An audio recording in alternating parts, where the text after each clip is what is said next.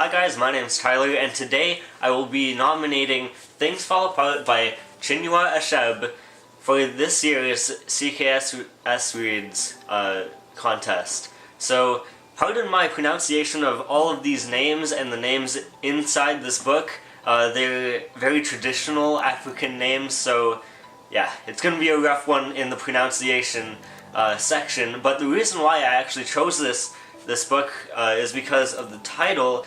Things Fall Apart really resonated with me because my life at the moment is currently falling apart with all this schoolwork that I have to do.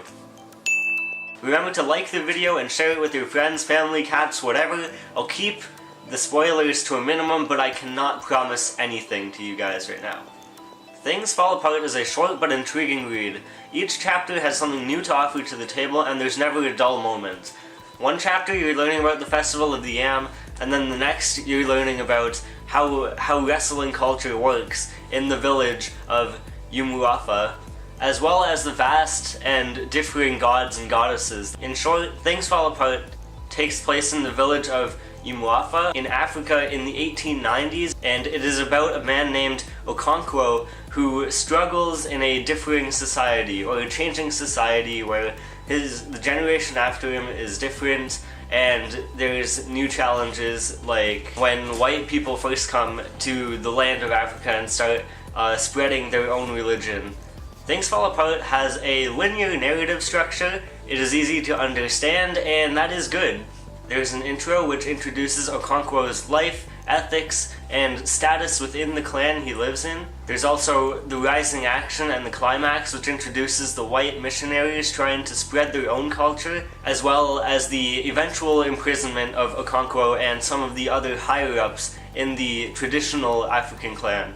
And finally an ending, which I will not spoil, but all I can say is that things definitely do fall apart in the finale. There's a lot of rhetorical and literary devices that are used within the book, Things Fall Apart, but for time's sake I can't really go through all of them, so I'll just pick a couple. The use of metaphor in chapter 17 is really prevalent, where it is said that Okonkwo is referred to a roaring flame. Flame is something that starts out and then gradually ends until it is nothing anymore. This is what happens to Okonkwo, because he starts out in the story as a very powerful and controlling individual. He has a lot of authority within the clan, and then as the story goes on and society changes, his previous way of living kind of diminishes, and with that he also diminishes, just like the fire that would diminish later on. Another symbol that is used often throughout Things Fall Apart is the use of yams. Now, yams actually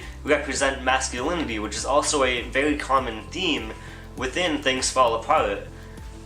Feminist theory is used all throughout the text, and that still has to do with the yams because of masculinity. In Things Fall Apart, the whole story really reinforces feminist theory, where men and women would have very traditional roles in the time period. Okonkwo's daughter, Azinma, as well as his 3 wives, were very hardworking people. They would spend a lot of time making food in the hut and all that, while Okonkwo would work on the farm and do all like the heavy lifting type of work, and that just reinforces kind of like the traditional roles that men and women would have back in the 1890s. Overall, Things Fall Apart is a great and short read. I would recommend it to anyone that wants to learn a little bit about African culture, because this book does a very good job at kind of like giving you an idea of what it is without being too wordy. I would also recommend it to people who maybe don't like to read as much. Like, if you're just looking for a short and concise read, this is good. It only has 148 pages, and yeah. That's all for this video, guys. Remember to vote for Things Fall Apart in the CKSS 2016 Reads nomination contest. And yeah, remember to like the video, comment on it, and share it with all your friends and all that cool stuff. And yeah, my name's Tyler. Thanks for watching.